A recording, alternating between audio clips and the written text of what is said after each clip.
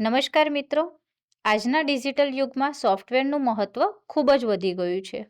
Mobile app, website, computer program વગેરે બનાવવા માટે સોફ્ટવેર એન્જિનિયર કામ કરે છે.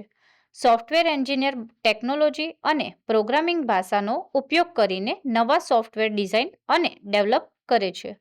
આજના સમયમાં આ ક્ષેત્રમાં કારકિર્દી માટે ઘણા અવસર છે.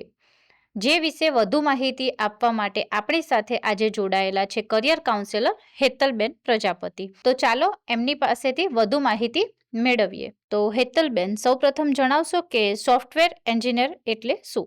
નમસ્કાર મિત્રો. સોફ્ટવેર એન્જિનિયર એ એવો વ્યવસાય છે જે કોમ્પ્યુટર માટે સોફ્ટવેર બનાવે છે, તેનું પરીક્ષણ કરે છે અને તેને જાળવે છે. તે પ્રોગ્રામિંગ, ડિઝાઇન અને સિસ્ટમ ડેવલપમેન્ટ દ્વારા સમસ્યાઓનો ટેકનોલોજીકલ ઉકેલ આપે છે. જી, તો હેતલબેન, જે સોફ્ટવેર એન્જિનિયર છે તેમની કામગીરી શું હોય છે અને તેઓ ક્યાં કામ કરે છે? તેની કામગીરીની વાત કરું તો સોફ્ટવેર ડિઝાઇન અને વિકાસ કરવું, પ્રોગ્રામિંગ ભાષાઓમાં કોડ લખવું, સોફ્ટવેરનું ટેસ્ટિંગ અને બગ્સ સુધારવા, યુઝર જરૂરિયાતો અનુસાર સિસ્ટમ તૈયાર કરવી, જૂના સોફ્ટવેરનું અપડેટ અને મેન્ટેનન્સ કરવું, ટીમ સાથે મળીને પ્રોજેક્ટ પૂર્ણ કરવા. તેના કાર્યક્ષેત્રની વાત કરું તો આઈટી કંપનીઓ અને સોફ્ટવેર ડેવલપમેન્ટ કંપનીઓ, બેંક, હોસ્પિટલ, શિક્ષણ સંસ્થાઓ જેવી સંસ્થાઓમાં કામ કરવું, મલ્ટીનેશનલ કંપનીઓમાં ઓફિસ અથવા ઘરેથી ફ્રીલાન્સ અથવા પોતાનો બિઝનેસ પણ કરી શકો છો. જી, તો હેતલબેન, જે સોફ્ટવેર એન્જિનિયર છે તે બનવા માટે જરૂરી વ્યક્તિગત ગુણો કેવા હોવા જોઈએ?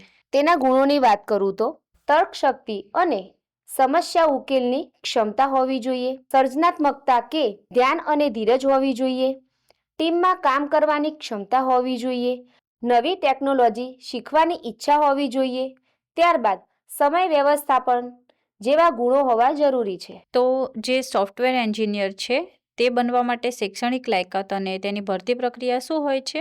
શૈક્ષણિક લાયકાતની વાત કરું તો ધોરણ 12 વિજ્ઞાન પ્રવાહ મેથ્સ એટલે કે બી ગ્રુપ સાથે પૂર્ણ કરવું, બીઈ કે બીટેકની ડિગ્રી મેળવો, બીસીએ, એમસીએ અથવા સંબંધિત ડિગ્રીઓ મેળવો, પ્રોગ્રામિંગ લેંગ્વેજનું જ્ઞાન હોવું અને સોફ્ટવેર ડેવલપમેન્ટ ટૂલ્સનું જ્ઞાન હોવું જરૂરી છે. ભરતી પ્રક્રિયાની વાત કરું તો ઓનલાઈન અરજી કરવી, ટેકનિકલ ટેસ્ટ આપવા, ટેકનિકલ ઇન્ટરવ્યૂ આપવું, ત્યારબાદ એચઆર ઇન્ટરવ્યૂ અને પસંદગી દ્વારા ભરતી થાય છે.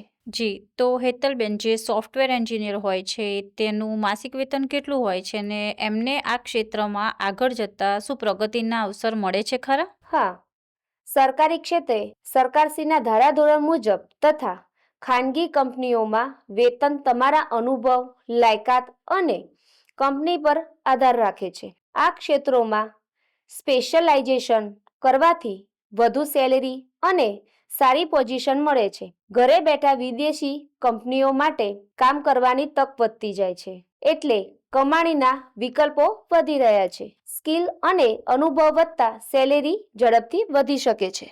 એટલે કે સોફ્ટવેર એન્જિનિયરિંગનું ભવિષ્ય high demand plus high growth plus high salary વાળું ક્ષેત્ર છે. પ્રગતિના અવસરની વાત કરું તો કોડર, ત્યારબાદ પ્રોગ્રામર અને સોફ્ટવેર એન્જિનિયર સુધીના પ્રગતિના અવસર મળી રહે છે. તો હેતલબેન, એક પ્રશ્ન છે કે શું આ ક્ષેત્રમાં આગળ વધવા માટે શિષ્યવૃત્તિ કે કોઈ યોજનાનો લાભ મળી શકે છે?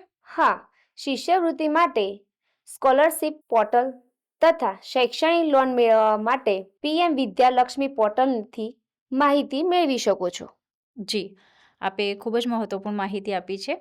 તો મિત્રો, આ સંદર્ભે ક્યાં અભ્યાસ કરવાનો થઈ શકે છે તેમાં સફળ થયેલા વ્યક્તિઓની સાફલ્યગાથા તથા કેરિયર કાર્ડની લિંક અને આ હોદ્દાની વધુ માહિતી આપ આ વિડીયોના ડિસ્ક્રિપ્શન બોક્સમાંથી મેળવી શકો છો. આશા છે કે આ માહિતી આપને ઉપયોગી રહેશે. ધન્યવાદ.